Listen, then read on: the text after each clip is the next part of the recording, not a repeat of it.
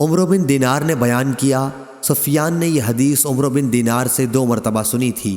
انہوں نے بیان کیا کہ مجھے حسن بن محمد نے خبر دی، کہا کہ مجھے عبید اللہ بن ابی رافع نے خبر دی، کہا کہ میں نے حضرت علی رضی اللہ عنہ سے سنا، آپ بیان کرتے تھے کہ رسول اللہ صلی اللہ علیہ وسلم نے مجھے اور زبیر اور مقداد بن اسود رضی اللہ عنہم کو ایک مہم پر بھیجا، اور آپ نے فرمایا کہ جب تم لوگ روضہ خاج جو مدینہ سے 12 میل کے فاصلے پر ایک جگہ کا نام ہے پر پہنچ جاؤ تو وہاں ایک بڑھیا عورت تمہیں اونٹ پر سوار ملے گی اور اس کے پاس ایک خط ہوگا، تم لوگ اس سے وہ خط لے لینا۔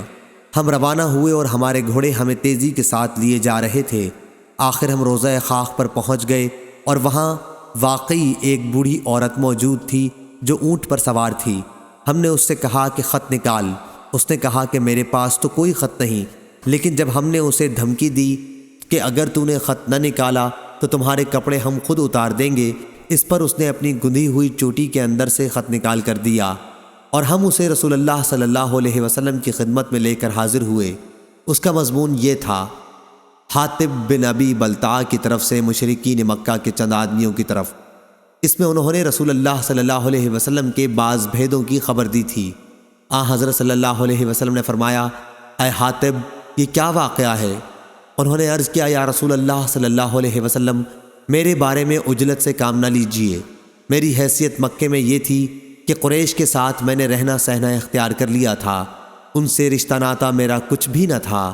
آپ کے ساتھ جو دوسرے مہاجرین ہیں ان کی تو مکے میں سب کی رشتہ داری ہے، اور مکے والے اسی وجہ سے ان کے عزیزوں کی اور ان کے مالوں کی حفاظت و حمایت کریں گے، مگر مکے والوں کے ساتھ میرا کوئی نسبی تعلق نہیں ہے، اس لیے میں نے سوچا کہ ان پر کوئی احسان کر دوں جس سے اثر لے کر وہ میرے بھی عزیزوں کی مکے میں حفاظت کریں۔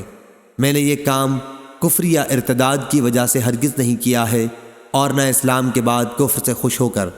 رسول اللہ صلی اللہ علیہ وسلم نے سن کر فرمایا کہ حاطب نے سچ کہا ہے۔ حضرت عمر رضی اللہ عنہ نے کہا، یا رسول اللہ صلی اللہ علیہ وسلم، اجازت دیجئے میں اس منافق کا سر اڑا دوں۔ آپ صلی اللہ علیہ وسلم نے فرمایا، نہیں، یہ بدر کی لڑائی میں مسلمانوں کے ساتھ مل کر لڑے ہیں، اور تمہیں معلوم نہیں اللہ تعالیٰ مجاہدین بدر کے احوال موت تک کے پہلے ہی سے جانتا تھا، اور وہ خود ہی فرما چکا ہے کہ تم جو چاہو کرو، میں تمہیں معاف کر چکا ہوں۔ سفیان بن عیینہ نے کہا کہ حدیث کی یہ سند بھی کتنی عمدہ ہے۔ صحیح بخاری حدیث نمبر 3007۔